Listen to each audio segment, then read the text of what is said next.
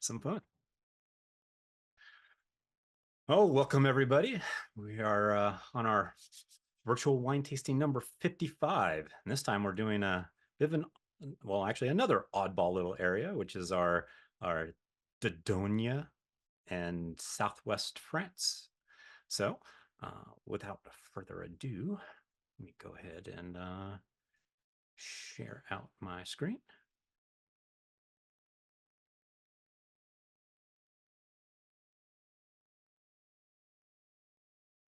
So, where are we drinking today?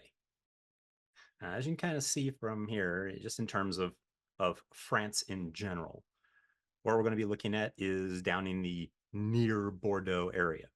Now, what makes them special?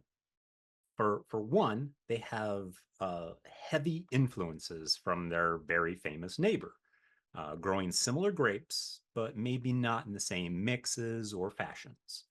Uh, and also, without that name recognition, the wines from these regions can be found much less expensive in their prices and have both similar and some unique flavor profiles. Now, so our first wine is going to be our Bergerac. Now, this area, you can kind of see from, so you actually have a map here of Bordeaux. Now, nestled right up next to the Entre du Mer, uh, part of Bordeaux, and very close to Saint Emilion. Now, Saint Emilion is this part right here. Uh, so again, just east of those kind of really more famous areas is Bergerac. Now, while they do grow similar red and white grapes as their western neighbors, you might be asking, Uberson, why don't we just drink uh, the same grapes and wines from the actual famous area? Well, the answer is, my dear drinkers, that you have to kind of think of terroir. Terroir being soil, weather, uh, pretty much all the parts that go into actually making the grapes taste the way they do. In this case, it's the climate. Now, Bordeaux enjoys a more maritime influence because, well, I mean, look right here. Well, I mean, this whole area right to the west of Medoc, that's the Atlantic. um, so it's going to have a much more maritime influence to buffer seasonal shifts. So, when it might be colder, well, the cold is being absorbed by like the sea and just the humidity in general. And the same thing with heat. Bergerac is much more the red-headed stepchild when it comes to those Atlantic breezes. It gets none. So it's going to have a lot higher highs and a lot lower lows, which in kind of like, most terms for wine people, that's going to add a lot of interesting complexity, and it should introduce some structure to the wine. So on that note, let's go ahead and have our first wine, which is our Chateau Belingard Bergerac Rouge. I have the 2019.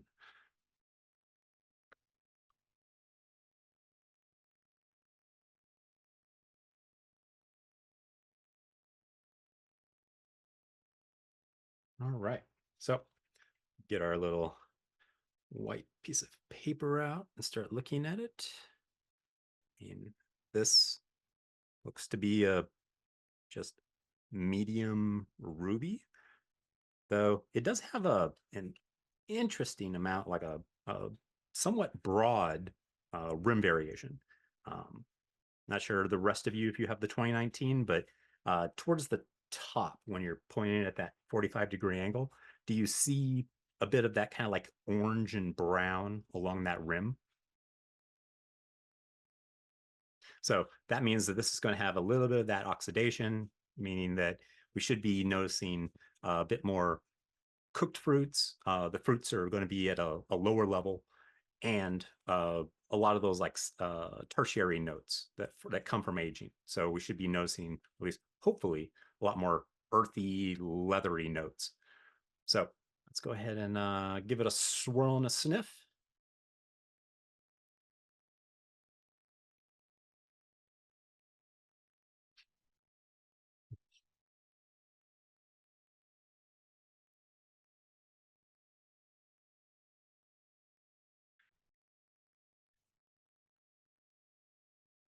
And want to chime in on what they're getting on the nose?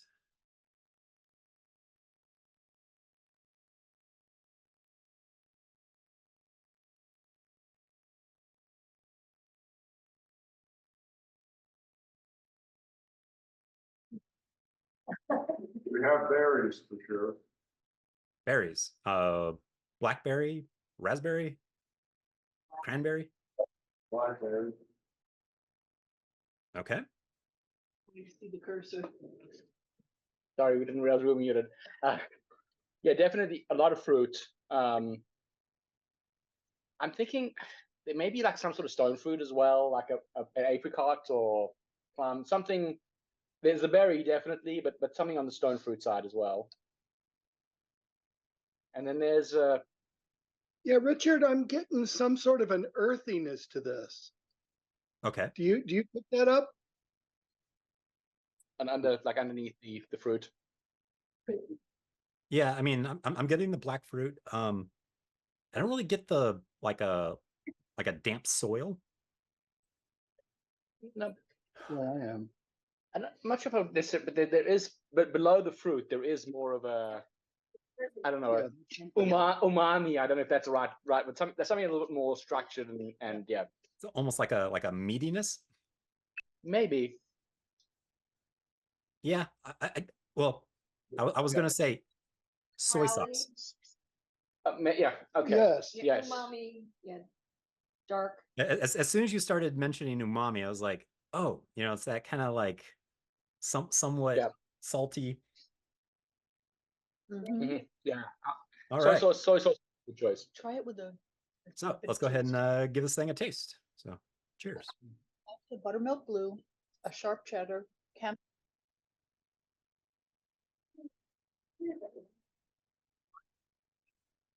Hmm.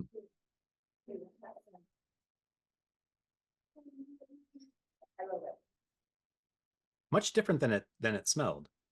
Yeah, I would definitely not nearly as fruity or sweet of a wine as definitely. But it's got some nice structure. It's tasty. Jake, turn that over so you don't cut your finger. Yeah. Thank you.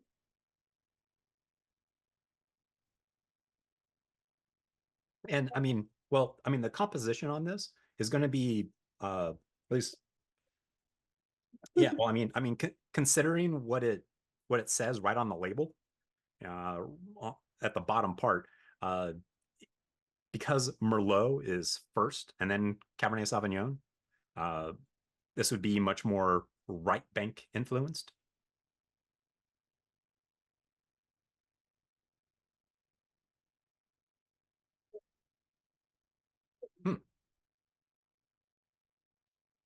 So let's go ahead and see what our tasting notes say we should be experiencing. So should be getting, well, we kind of nailed the blackberry. I'm not sure if I was getting much on the red notes. To me, yeah, I was much more on the kind of black note, in terms of plum, blackberries. Now, I'm not even sure if I'm getting any vanilla, but again, that could be where you're starting to mix that kind of weird soy sauce, because vanillin and soy sauce. Now, spices, the more that I let this thing kind of like open up and breathe, the more I'm detecting like a black pepper. Spices is such a generic term, but yeah, there is something. These cheeses are going to be challenging. All right. Well, let's go ahead and try it with some food. And for those of you that are the first time being here with us for this, because of the recording, just to let you know that during the snacking session, I clip all of that part out. So you know, this is a good time to just like open up, socialize, you know, yell out that, hey, you had this thing with, you know, there was an excellent pairing.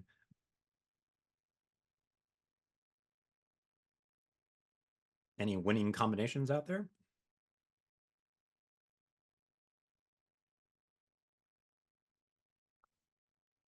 It's really good with this blue cheese. It's surprisingly good with this blue. It's a relatively sweet blue, which is some good mark, and it's very good. And it's good with the pate we have.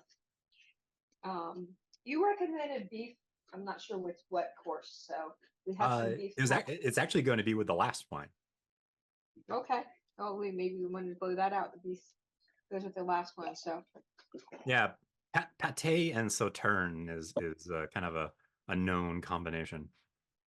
See that? all right. We won't be waiting that long. No. We'll have some left. We'll have some pate at the end, but yeah. And by the way, if you want to just do a full wine tasting of butcherized wines, Richard, you can sign me up for that. Oh, yeah, absolutely. Of which wines? Of noble rot wines. We had we had the Thai last time, right? And then we're doing the Sauterne this time. Just saying, if you just want to just do noble rot wines, I would be. Yeah. Well, I mean, I'd probably be ready at the end trying to think. I mean, there's really only one other kind of famous, you know, noble rot wine, and that's you know, German Riesling, Trockenbier and Nauslesen. There's also Groot Constantia, or the Noble Constantia from South Africa as well. Although that is very, very difficult to find. Oh, the Constantia, yeah. But that is like, yeah, almost impossible to find any sort of. I don't know if anyone else will be able to get it, but yeah, it's well, because it's only made by like one winery, isn't it? I think so. If I remember correctly, it's like their wine that they've made famous. Yeah, pretty much. As far as I remember, so yeah, but you're right. I guess there's not that many of them, but it's a delicious style, I guess. Yeah, I mean, there's places like there's a place in Lodi, California. There's a winery there that will artificially inoculate their I think it was like Sauvignon Blanc crop with, or it might have been Viognier, but they'll inoculate it with the botrytis, and then, you know, keep it humid so that, well, they essentially, you know, are trying to make a sauterne like, but yeah, you know, it's not really but can you really call it that if you're like artificially misting and inoculating comparatively to, you know, just letting it kind of go wild? Fair enough. Yeah, that is a question, right? How when is it wine, you know, versus, I don't know, a product, right? Is it a wine product at some point, or is it still wine, you know, when it's not? I don't know. I'm not sure how you define it. If you took wine grapes and you put them in a freezer, you know, is that ice wine, or is that, you know? Yeah. Well, the French are a little snobby there, you know, because their definition of terroir is like untouched land. So to them, even doing like irrigation means you have fake terroir, or that you don't have terroir. You know, you just have a Frankenstein creation. Yeah, but yeah, again, they're a little spoiled where they can, you know, they have Afford to do that. They have just enough, like, you know, moist land that you can just like throw a stick in the ground and it'll grow. And of course, you've also got rootstock that's 200 years old as well, that, you know, has been absorbing, you know, the rootstock of the vines has been growing in that area forever, and, you know, has adapted, and, you know. Well, all the rootstock. I know they're using. I know they're grafting on, but still, yeah, they're grafting on stuff that's been adapted. But I'm saying they're grafting onto rootstock that's been adapted for that area, and they're using the same rootstock. Their cutting clones have been cultivated, but yeah, I mean, all the rootstocks that are over in Spain and France right now, it's all American because of phylloxera. The grades. Yep. I need some pate. But still, they do have a lot of history and knowledge of the area and everything else. So Yeah. All right. So let us move on to wine number 2. So wine number 2 is our Chateau de Mercues. This is a Malbec de Cahors. Now this is also east of Bordeaux. But when I say east of Bordeaux, I mean not in the nearby vicinity like the Bergerac and our kind of future wine, the Monbazillac. The vineyards here sit on both sides. You can kind of see it there in the picture. There's one kind of main river, the Lot River, that vineyards just kind of sit on both sides of it to take advantage of it. And that Lot River actually feeds into the Garonne River, which is one of the 2 main rivers of Bordeaux. The other one being the Dordogne, which is kind of where those other wine areas are. So the wines here are known for being very tannic and long-lived. Though these days a more broad range of styles are produced, depending on if the vines are close to the fertile valley, like near that river, or they're kind of up in the like nutrient kind of poor areas, which are like on those hillsides. But it's a grape that you don't hear much about in France, but it's one of the 5 common varietals used in Bordeaux for blending. Those 5 being Cabernet Sauvignon, Merlot, Cabernet Franc. Those are the top 3. But there's also Petit Verdot. Actually, I guess there's 6, because there's also a little bit of Carmenere that can be used, and also this guy, which is Malbec. Most of the time, you kind of think, oh, well, Malbecs are Argentinian, but no, they actually come from this Cahors area. Now this area being kind of like further inland and warmer, since it's farther from the Atlantic breezes, is kind of a prime spot for this grape that needs more heat to ripen fully and embraced it as their main grape. Though this area is not as dry or warm as Mendoza, Argentina, you should find these Malbecs to be fairly good and, as you kind of know, surprisingly inexpensive comparatively to some Argentinian, actually a lot of your kind of like more quality Argentinian Malbecs.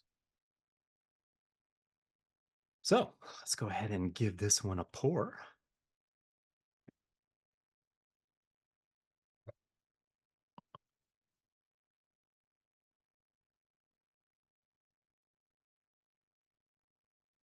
Now this is our Chateau de Mercues. This is a 2019. So as we look at this one,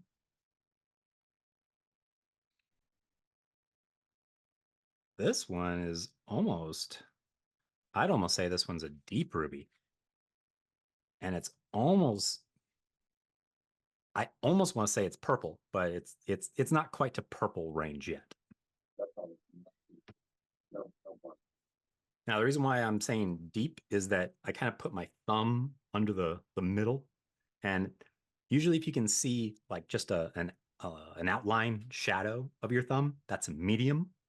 If you can't see anything, that's deep.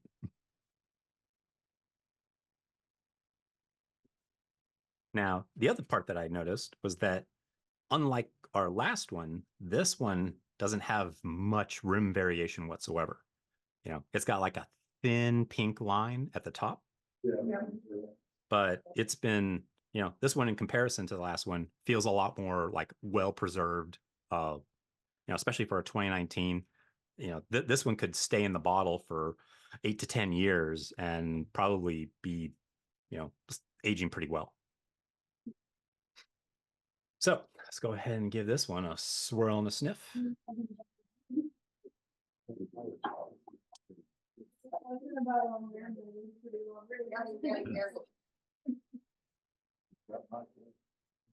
All right, what are we getting on the nose here? There's definitely some spice. I mean, this is. I can tell this is a Malbec, I guess. There's definitely that pepperiness or spice that I usually get from Malbec. This to me, this one looks very much like the last one, except not as fruity.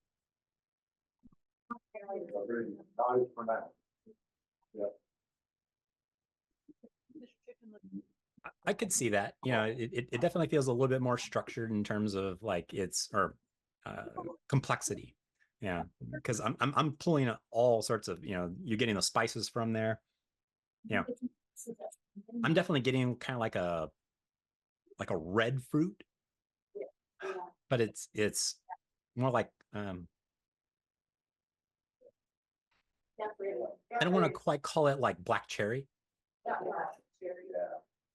But yeah, there's that like heavy pepper note to it. Yes, see? Yes, rubber or yeah. Yeah, I was like, he's professional. That's not enough proof. Doesn't mean you're not pretty. Well, I am crazy, but I'm just saying. All right, let's give this thing a taste and see if it tastes like how it smells. So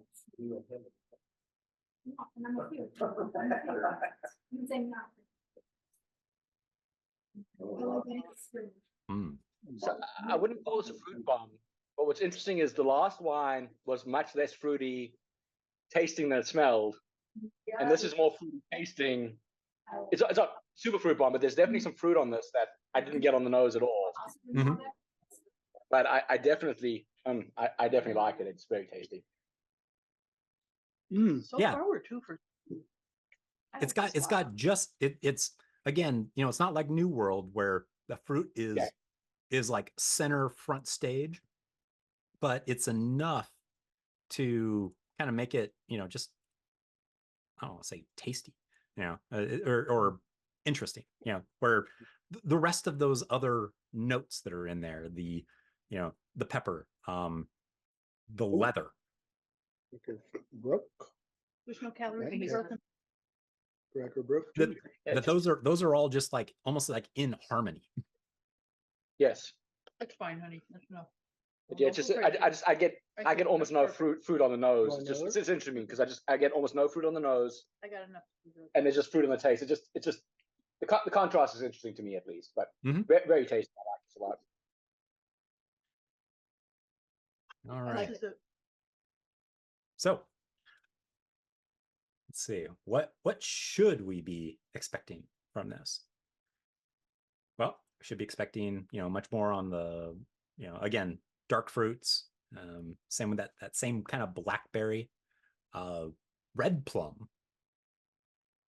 And yeah, I could definitely see a red plum in here. I don't know if I was getting the damp soil.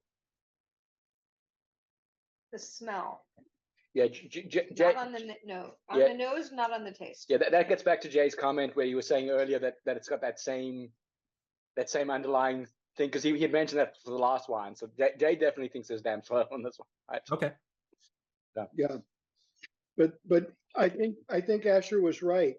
The last one smelled, there was some strong stone fruit in there, but Mhm. the taste not so much. But on this one, I'm not getting as much stone fruit, but the taste is much stronger. I Yeah. smell it. I need to be re-educated. But it's also, like, again, trying to compare this to like a Mendoza or Oh, Malbec. yeah. Mhm. And it's interesting in the, we're actually going to be doing the same kind of comparison a couple of times here, where it's almost kind of like old world versus new world. And this has much more of those old world vibes of where the fruit is not the main player. It's there and it makes things interesting, but there's again that kind of more complexity. You're getting a little bit more rhythm than just one guy screaming in his lungs. I think we want to take three. All right, well, let's go ahead and see what pairs well with this one. All right, while everyone else finishes up, we will move on to wine number 3, which is our Domaine du Moulie Madiran. So now we go way far to the south, like of Bordeaux, pretty much near the Spanish border, and this is Madiran. So think warm. Now Tannat is a historic grape to this region, but has gained a lot more popularity over in South America, specifically Uruguay. Now, the reason why it's a lot more popular from Uruguay could be that, much like Bonarda in Argentina, that it isn't really known the world over because 80% of Madiran wines are sold from cellar to the French. So not much of it gets out of the country. The very hot weather here and or there found that this grape grown produces a very heavy and deep purple grape. Well, sorry, in Uruguay, when it's grown, it's very heavy, deep purple. But it also has a lot of like soft tannins and a lot of like juicy black fruit flavors. Madiran, on the other hand, yes, it's hotter than Bordeaux and places like that, but it doesn't get quite as much heat as Uruguay, and the winemaking and aging process leads to a very different wine than its New World counterpart. Here, it's known for hopefully having a lot more red fruit notes.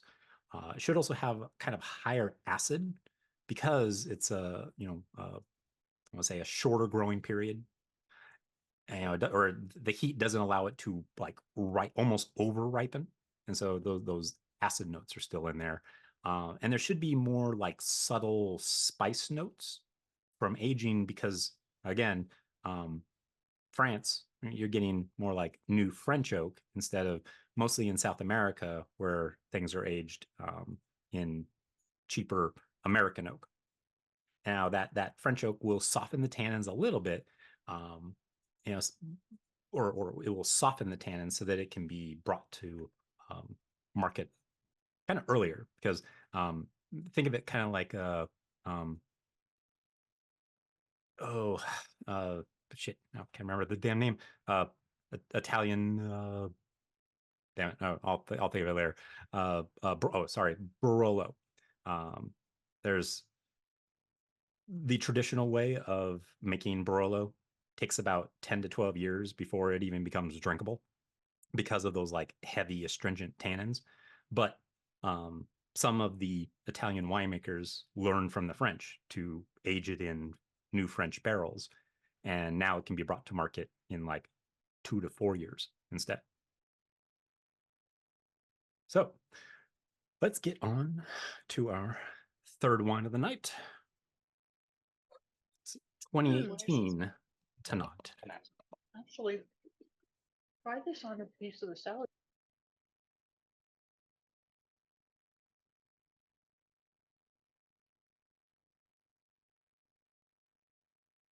So looking at this. Now, if I would have actually like poured these beforehand, I would have probably put this one second instead of third, because I can actually see my thumb like a shadow underneath. So this would be medium ruby. It also has a bit wider a band on the rim variation. So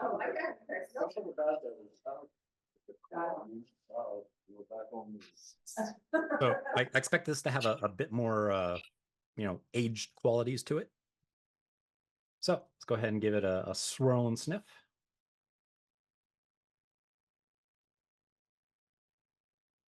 Ooh.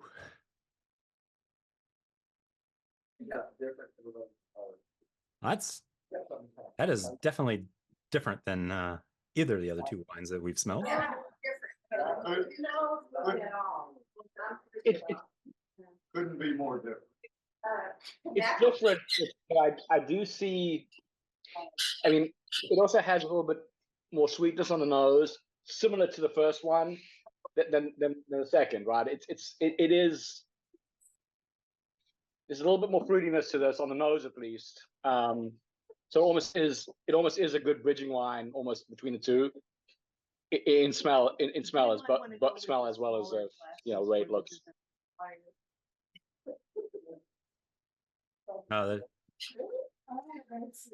To me, there's one thing in this that really kind of comes to the forefront, and that is like cigar box, like that kind of like tobacco leaf.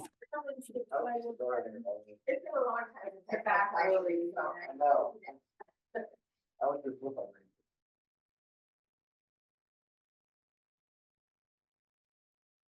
That would be, like other than like your traditional, kind of more black fruits, because of this being, kind of on that darker side of red, it's usually pretty typical that you're going to be looking at more black fruits than red fruits, maybe even venturing into blue, but can't really get that. But yeah, to me, it's not quite to like a leather note, but yeah, there's this like sweet. Like I said, the closest thing that I can come to is like a an unlit cigar.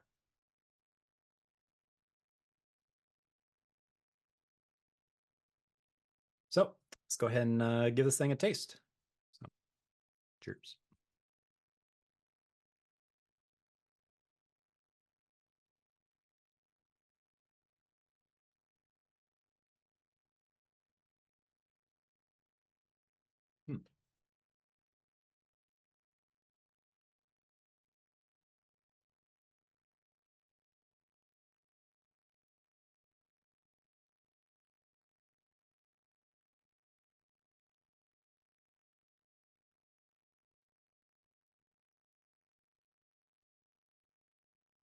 Maybe it's just because of the last wine.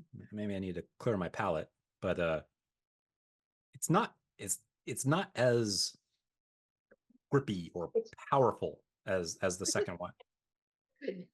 It's definitely a lot more one note than the last one was. It's very. I'll try that. It's not bad, but the Malbec was more powerful, and this is like it's a very chill wine. It's not a bad thing, but compared to the other one,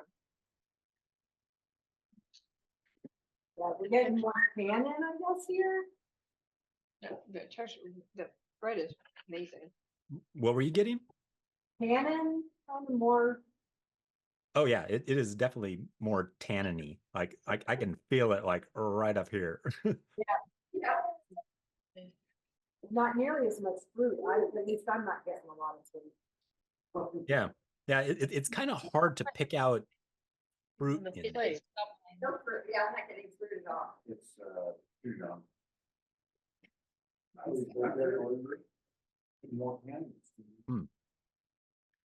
All right, so let's go ahead and again, we will compare with what we should be expecting. Now, What? now so of those, the one that I Tobacco?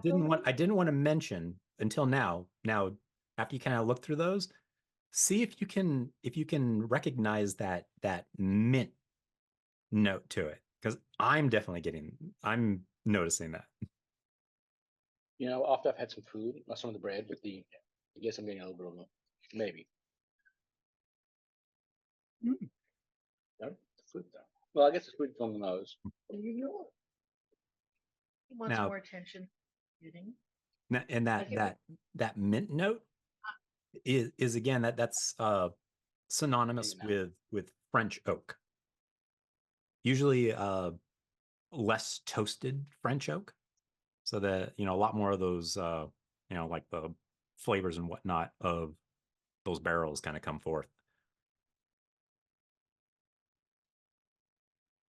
Does anyone? I mean, I'm not sure if I'm getting any licorice. Well, on this. This is really right? It's one note. quite astringent. Yes. That's a tannins. He was talking about tannins. Yep. But it's just, I don't know. Yeah, I almost kind of wonder if, and again, if with it being as kind of astringent as it is,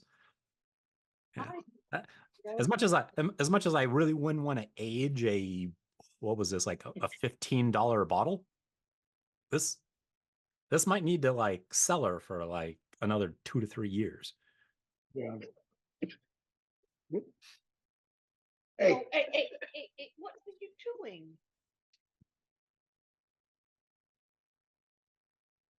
So, let's go ahead and see if any of our food goes well with this. I mean, to me, the flavors of this is more like almost like to me, it reminds me of like a Syrah. So this would be like your burger wine.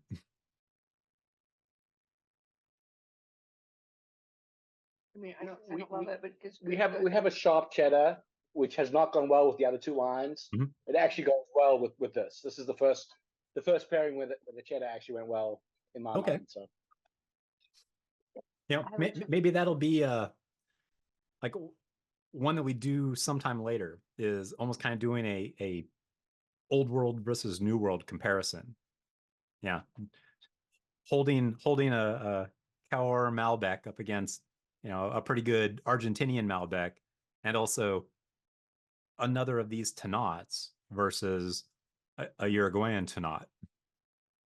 you could also do Syrah versus Shiraz potentially as well, if you wanted to. Yeah, a bottle of those two, since those are two the same grape but very different in. You're right in character. about the cheddar. Oh, so well, I mean, Syrah from, I'm guessing, like you want to do like Northern Rhone.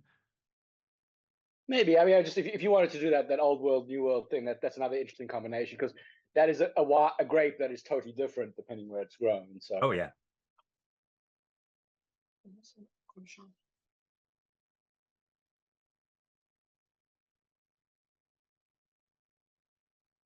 Now, personally, the grape that I've always seen as like has the most change from one place to another is Sauvignon Blanc. Because True. I mean, you think about it. Well, I mean, California, it's just kind of for a Sauvignon Blanc. You think about it in France. A happy place. Yeah, and it's okay there.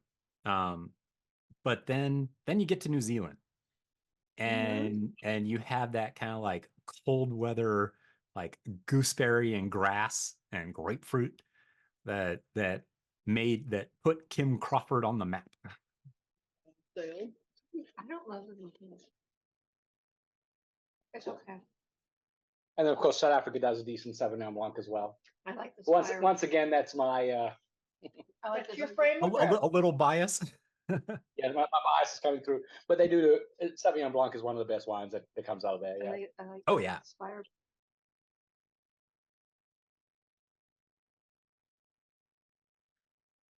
Though trying to think of well, I mean, when you think South Africa, though, yeah, I really only think of two wines. One being Chenin Blanc, and Yep. then two being, you know, the your weird hybrid Pinotage. Pinotage, yep. I love Pinotage. No, but there's some decent Sauvignon Blancs coming out of South Africa as well. It's got a very similar Chenin Blanc. it's got a very similar character to New Zealand Sauvignon Blanc as well. So It must be like over on the coast then, like in that kind of like yes, more northern yeah. tip. Well, it's coming out of the Cape, but yes, but yeah, it's they've got some that are kind of coastal Cape, and yeah, they're doing some interesting Sauvignon Blancs as well. So All right. Well, let us move on to wine number 4, which is our Chateau Belingard Monbazillac. Now, this is our final wine of the night. Now, when I didn't realize until creating this presentation that I picked 2 wines from the same stupid producer. Both being our east of Bordeaux, Dordogne area. Now, Monbazillac is a little different than Bergerac in that they didn't copy the homework of Maine Bordeaux. No, they looked to the southern part of Bordeaux, the Graves region, and found they have similar humidity levels to promote botrytis, the royal mold responsible for all the concentrated and unctuous dessert wines of the old world. Graves being home to Sauterne.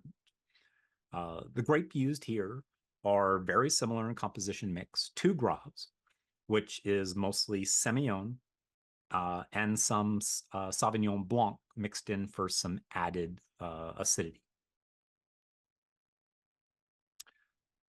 So let's go ahead and give this a bit of a pour. Now, I have some high hopes for this. I'm hoping that this is going to be essentially Sauterne on a budget.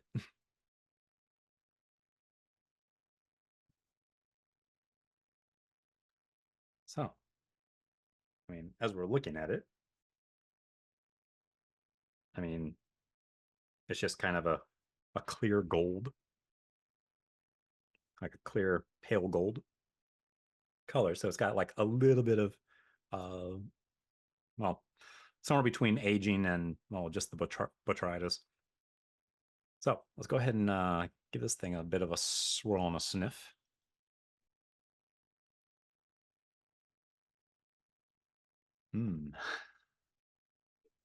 this is sweeter than even most on the nose. Is even sweeter than most botrytis. But it's almost like honey, like Yes, very much honey. but then there's a orange blossom or something, orange blossom honey, because it's got that orangey or some little bit of a. You've been in Florida too long. I'm not getting this out. So what about like a stone fruit, I'm not getting that. Apricot-y? like Maybe. apricot, peach, nectarine? Not peach, but maybe apricot. Yeah, Maybe. apricot. Yeah, so That's what I something got. with a little bit of sharpness, which is what apricot might be. That's I guess where I was thinking honey, but maybe apricot. I'm getting apricot. Yeah, it doesn't have the lush sweetness like a peach might. Mhm. It's more almost pear.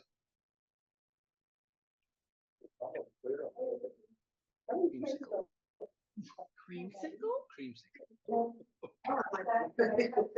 I'm hearing creamsicle, like orange and vanilla. Orange ingredients. Orange. Oh, A lot.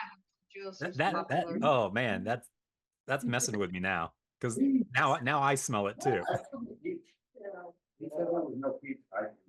I don't want to smell it. I want to go back. I want to go back to apricot and honey. This is strawberry rhubarb. I think the honey is the primary here. Yeah. Light berry. All right. Well, let's go ahead and give this thing a taste. So, cheers.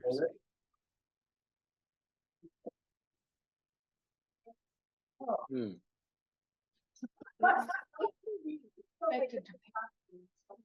Pate. You don't have any. I've got serenity. There was, That's, I have nothing like this. That is like the dessert wine we had, but that's thick. Oh, yeah. That's not like So it's not overly sweet. That's the first thing I noticed. 100%. Agree. It's not as sweet as I thought it was. Here's some mine. Yeah, I heard it. Dessert wine on it. Oh my God. I have a question. It was all I did to get through that night. And I didn't get this well. It wasn't. But still, I'm digging it. This is in my mind, this is very close to Sauterne. In fact, it's almost a little, I want to say a little bit more grown up in that it's enough. There's enough sugar to, definitely classify it as a dessert wine, but at the same time, it's not like, just sugar in a glass. but he's right. With the beef tallow candle, this works really well. Yeah, I just figured a little bit of what. Wow.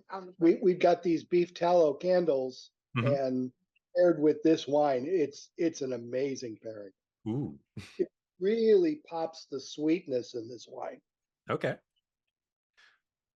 So, in terms of what we should be getting now, I mean, I think we nailed 3 of those notes. The only one that Almond? yeah is That's what we need. We need the almond tart. That's what I said. We have an almond tart.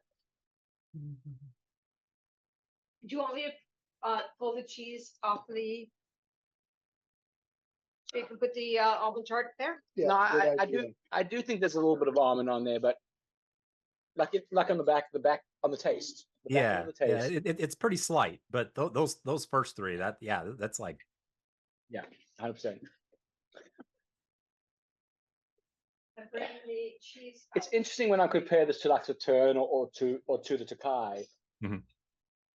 in that the mouthfeel is a little bit more, is a little thicker than Tokai and Yeah. yes, but at the same time the flavor of Tokai And then is, haven't you know, tried it's it, kind but of, I think I do like if that makes any sense. The flavor of Tokai being so cloying and sweet, but the actual mouthfeel of this is actually a little bit more thick than the Tokai is, Without the sweet. without the sweetness.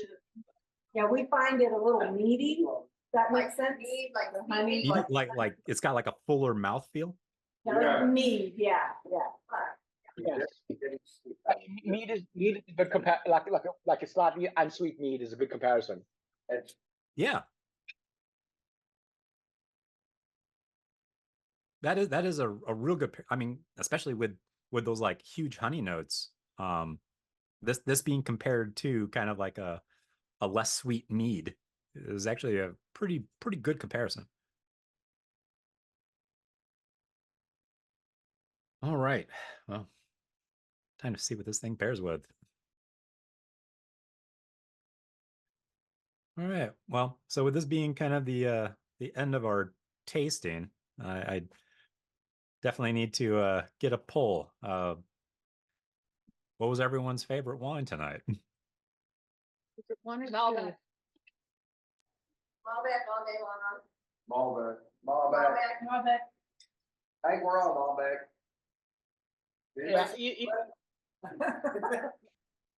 The original the Rouge was pretty good. It was very close, but I would kind of give the Malbec by a slight. I do think Malbec, yeah. But, I'd be very happy with drinking the Rouge, all day as well. But the Malbec was a little bit better. Honestly, Richard, 3 out of the 4.